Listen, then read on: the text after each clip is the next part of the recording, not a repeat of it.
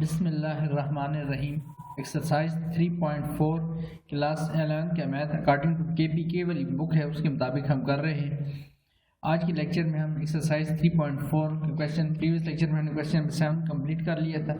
आज के लेक्चर में हम क्वेश्चन नंबर 8 स्टार्ट करते हैं एक्सरसाइज 3.4 को।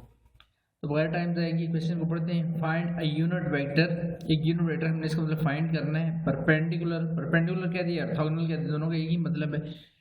टू बोथ यानी इन दो वेक्टर पर जो वेक्टर हमने फाइंड करना है वो परपेंडिकुलर है to both A vector and दूसरा साथ में वेक्टर है बी वेक्टर। इन दोनों वेक्टर पर जो हमने वेक्टर फाइंड करना है वो वेक्टर इन दोनों पे परपेंडिकुलर, लेकिन हम जो वेक्टर फाइंड कर रहे हैं उसकी कैरेक्टरिस्टिक खासियत है कि वो वेक्टर जस्ट वेक्टर नहीं है बल्कि कौन सा वेक्टर है, दैट इज यूनिट वेक्टर है। तो ये हम स्टार्ट करते हैं फर्स्ट पार्ट को, देन उसके बाद सेकंड पार्ट पर आएंगे इसके। तो जैसे हमें दो वेक्टर गिवन है जिस पर हमारा वेक्टर जो यूनिट वेक्टर है वो परपेंडिकुलर, तो मैं गिवन वेक्टर लिख लेता हूँ। Value i plus J plus 2 के b माइनस 2i प्लस जे माइनस 3। हम जो वेक्टर फाइंड करना है वो एक तो यूनिट वेक्टर है, साथ में इन दो वेक्टर पर जिसकी बात अभी कहेगी find a unit vector perpendicular to both, यानी इस वेक्टर पर ए वेक्टर पर साथ में इस बी वेक्टर पर क्या है, परपेंडिकुलर, यानी इन दोनों वेक्टर्स पर परपेंडिकुलर है। तो स्टार्ट करते हैं। सबसे पहले मैं इन दो वेक्टर्स से क्रॉस प्रोडक्ट लेके एक वेक्टर बनाऊंगा, देन उस वेक्टर का क्या फाइंड करूंगा, यूनिट वेक्टर, तो हमारे पास रिक्वायर्ड रिजल्ट आ जाएगा। तो स्टार्ट करते हैं। इन दो वेक्टर्स क्रॉस प्रोडक्ट लेते हैं। प्रीवियस लेक्चर में भी आपको बता दूं जब भी दो वेक्टर के मान अगर हमने उनसे वेक्टर बनाना हो तो याद रखें हमेशा क्रॉस प्रोडक्ट लेंगे, क्योंकि अगर डॉट प्रोडक्ट लूंगा तो हमेशा मेरे पास कोई न्यूमेरिक वैल्यू, लेट से फॉर एग्जांपल 30 40 कोई भी वैल्यू आ सकती है, तो मैंने वैसे फर्जी वैल्यू लिख दी आपको समझने के लिए। फॉर एग्जांपल डॉट प्रोडक्ट जब लेंगे आपके पास न्यूमेरिक वैल्यू क्योंकि I dot I J dot J के डॉट के 1 हो जाते हैं। अब तक क्रॉस प्रोडक्ट में आपके पास आई जे के कंपोनेंट में वैल्यूज आती है। तो क्रॉस प्रोडक्ट शूट करते हैं इसकी। ए क्रॉस बी डिनोमिनेटर में लिया हमने, आई जे के लिख दिया, आई कंपोनेंट की वैल्यू देखिए कोएफिशिएंट्स कुछ नहीं आ रहा तो 1 लिख दिया। जे का कंपोनेंट हमारे पास वो भी 1 है, के का कंपोनेंट क्या नजर आ रहा है, कंपोनेंट का कोएफिशिएंट जो है that is 2। And then B vector पे आता हूं तो आई कंपोनेंट कोएफिशिएंट क्या नजर आ रहा है -2, जे कंपोनेंट कुछ नहीं, इट मीन दैट 1 है, यहां पर तो 1 लिख देंगे, के कंपोनेंट का -3।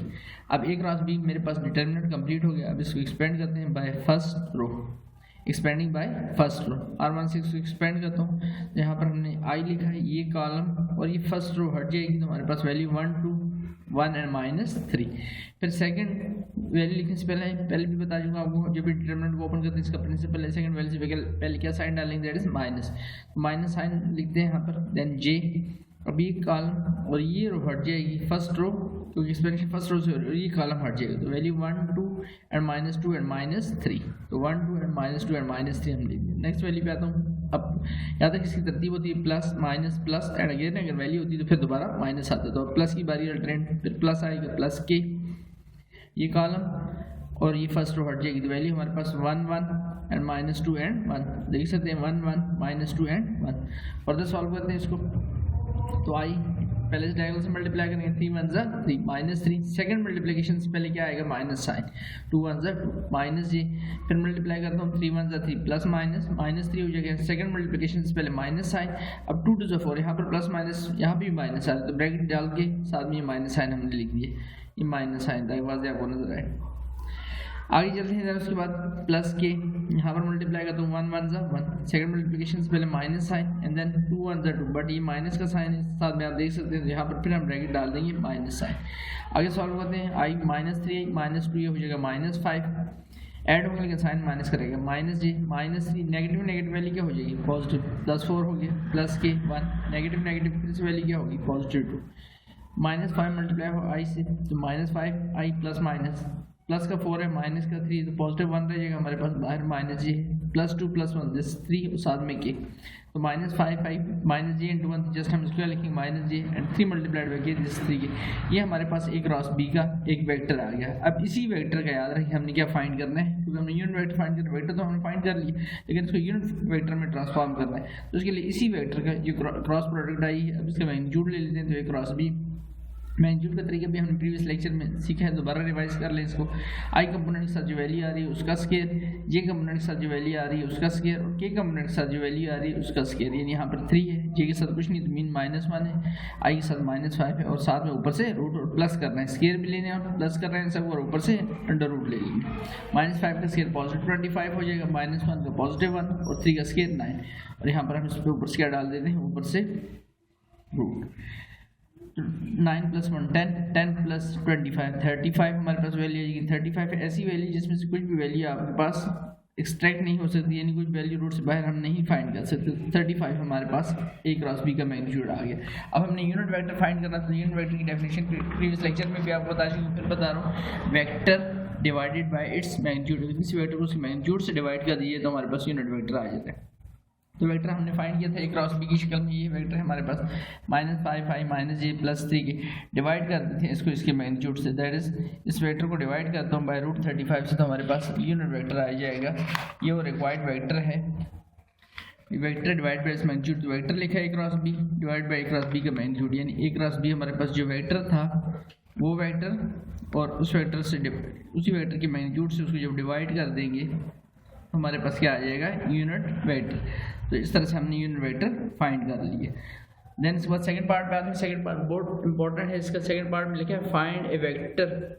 हमने वेक्टर फाइंड करना है मैग्नीट्यूड 10, जिसका मैग्नीट्यूड 10 है। हमने जो वेक्टर फाइंड करना है उसका मैग्नीट्यूड इस बार गिवन है, एंड परपेंडिकुलर, और परपेंडिकुलर है टू बोथ, वही बात इस पे और इस पे क्या है, परपेंडिकुलर है।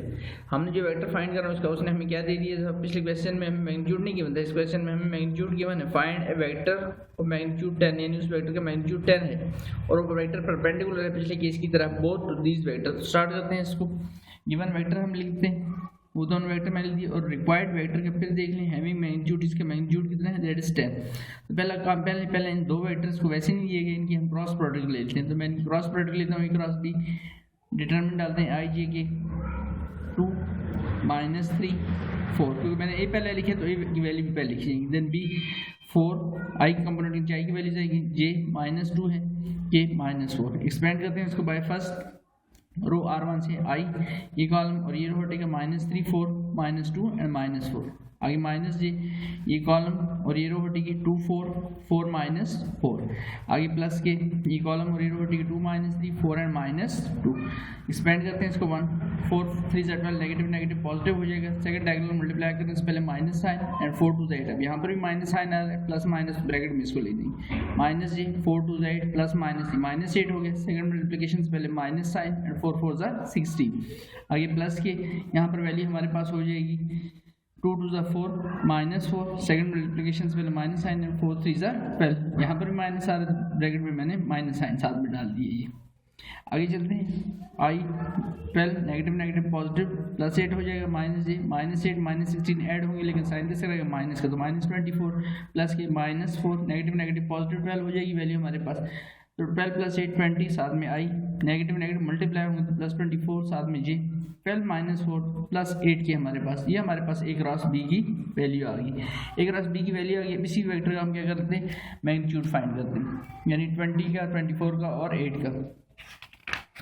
तो magnitude A cross B, I component के साथ 20 आ रहा था, J कंपोनेंट के साथ 24 आ रहा था, K कंपोनेंट के साथ 8 आ रहा था, तो उनका हम स्केयर लेते हैं। 20 का स्केयर 400, 24 का 576, 8 का 64, इनको एक्यूमुलेट करता हूँ तो मेरे पास रिजल्ट आता है 1040। 1040 ऐसी वैल्यू जिसमें हम कोई वैल्यू एक्सट्रैक्ट कर सकते हैं, तो मैं यहाँ लिखता हूँ 4 2 8 2 कैरी हो जाएगा, 24 हो जाएगी वैल्यू, तो 4 6 24, साथ में 0 उतार लिया, अगेन 4 से देखें 4 6 24, 2 कैरी हो जाएगा, तो 4 5 20। अब 65 13 5 65, तो 13 5 दोनों ऐसी वैल्यू रूट के अंदर ही रहेंगी, बाहर उसमें से कुछ भी नहीं आ सकता, तो हम इसको ऐसे जिस रह देंगे। और 4 4 से क्या होता है, 4 4 16 होता है, तो मैं इसको लिख सकता हूँ 16 × 65, तो 16 का रूट क्या हो जाएगा 4, तो 465 हमारे पास A क्रॉस B की वैल्यू आ गई। हमने मैग्नीट्यूड भी फाइंड कर ली, हमारे पास वेक्टर भी है, तो यूनिट वेक्टर की डेफिनेशन पे आता हूँ। Vector divided by its magnitude, vector हमारे पास जो था A क्रॉस B का जो वेक्टर है वो था 20 24 एंड 8 के, तो वैल्यू लिखता हूँ। इसका मैग्नीट्यूड अभी हमने फाइंड किया जो कि हमारे पास है 4√65, तो मैंने वेक्टर लिख दिया A cross B by A cross B का मैग्नीट्यूड। अब अगर ऊपर से गौर से देखें तो इसमें से क्या कॉमन आ रहा है, इसमें से 4 कॉमन आ रहे हैं। हम 4 5 से 20, 4 6 से 24 और 4 2 से 8, 4 मैंने कॉमन ले लिया। अब 4 की 4 से कैंसिलेशन हो जाएगी हमारे पास यहाँ से, तो हमारे पास वैल्यू आ गई 5 5 + 6 j + 2 के बाय √65। ये यूनिट वेक्टर है, याद रखिए रिक्वायर्ड वेक्टर से यूनिट वेक्टर ही फाइंड करना आपने वो वेक्टर फाइंड करना है जिसका मैग्नीट्यूड 10 है। तो रिक्वायर्ड वेक्टर फाइंड करने के लिए हम क्या करेंगे, magnitude of required vector multiplied by unit vector. ये फार्मूला याद रखना है इस क्वेश्चन में, ये सबसे इंपॉर्टेंट बात है। Magnitude of required vector multiplied by unit vector. Magnitude of required vector कितना था, वो हमारे पास था दैट इज 10। तो 10 को मैं इस यूनिट वेक्टर से क्या कर दूंगा, ये जो यूनिट वेक्टर हमारे पास आया इसे क्या कर देंगे, मल्टीप्लाई कर देंगे, तो हमारे पास रिक्वायर्ड वेक्टर आ जाएगा। ये मैंने 10 लिखा, डॉट डाल दिया, मल्टीप्लाई डाल दिया, कोई फर्क नहीं पड़ना है यहाँ पे क्योंकि वेक्टर की मल्टीप्लिकेशन नहीं हो रही, जैसे एक स्केलर क्वांटिटी जो मल्टीप्लाई हो रही है। मल्टीप्लाई का तो 10 5 = 50, 10 6 = 60 एंड 10 2 = 20 बाय √65। तो ये हमारे पास रिक्वायर्ड वेक्टर आ गया। इसको हम इस फॉर्म में भी लिख सकते हैं 50 बाय √65, 60 बाय √65, 20 बाय √65। अब चेक करने के लिए वाकई ये वही वेक्टर है, तो मैं जल्दी से इसका अब क्वेश्चन यहाँ पे कंप्लीट हो गया। चेक बताने के लिए कि वाकई ये वही वेक्टर है, तो इसे मैग्नीट्यूड लेता हूँ जरा।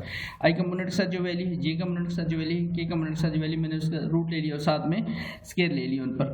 50 का 2500 हो जाएगा, 60 का 3600 और आपके पास 20 का 400। 6 रूट स्केयर रूट कट जाएंगे, 65 रह गया, एलसीएम 65 आ गया। इन वैल्यूज को ऐड करता हूँ तो हमारे पास वैल्यू आती है 6500 बाई 65, 65 से कैंसिल आउट हो जाएगा, तो हमारे पास 100 का रूट 10 होता है। इसका मतलब हम